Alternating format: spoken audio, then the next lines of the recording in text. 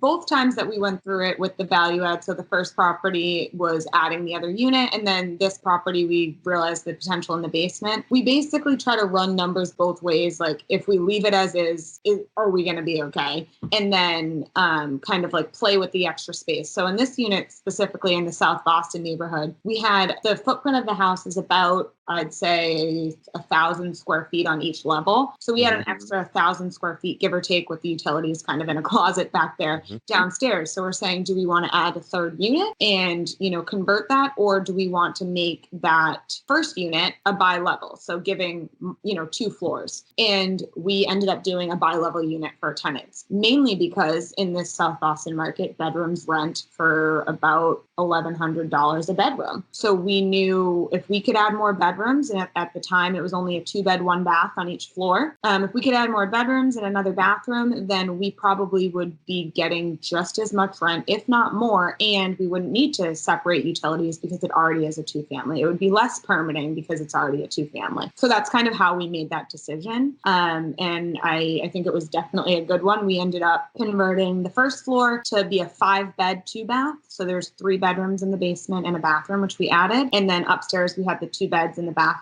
that we just had renovated. And that rents out for $6,000 a month, which completely covers our mortgage. And then we live upstairs. Awesome. Yeah. And I think just on the big picture, I think the market's at a point where, you're more often than not, you're not going to find a turnkey property that is going to cash flow, or at least at the metrics that we want.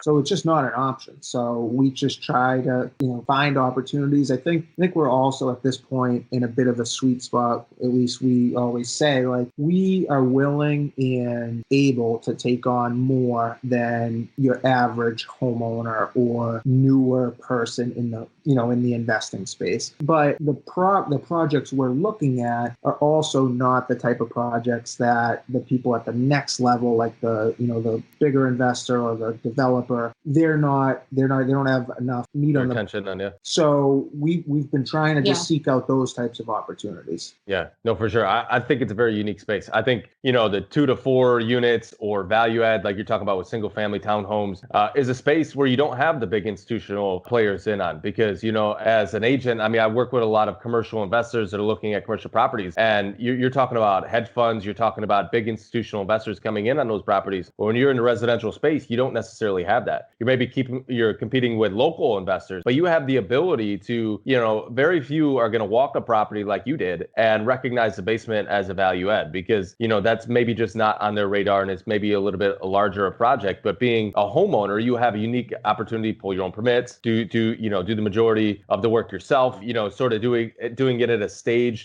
Obviously we're preaching to the choir, talking about how much we love house hacking and that value add space, but I really want to touch on it because I do think adaptability is key in entrepreneurship, no matter what you're doing, specifically in real estate, because markets are cyclical, right? They're constantly changing. The market today was completely different than the market was a year ago, pre-COVID, in different ways. Some similarities, but very different, at least from my perspective. And it's just all about adapting to that. And value add right now is kind of a crucial element if you really want to, like you said, get the numbers you were seeking. Yeah, absolutely. And so it's sort of creating your own deals, is really what I was getting at. To a large percent, especially when you're in a very competitive market where, I'm sure in South Boston, it's like a lot of markets around me where, you got a dozen offers within a certain time, on any property that's worth its salt, right? And so it can be challenging, but it's also doable. Totally. Yeah. No, we literally use that saying all the time. Like, create your deal. Yeah, because you're just, again, 9 out of 10 times, you're not just going to find it. It's not just going to show up. You gotta find a way to make it happen.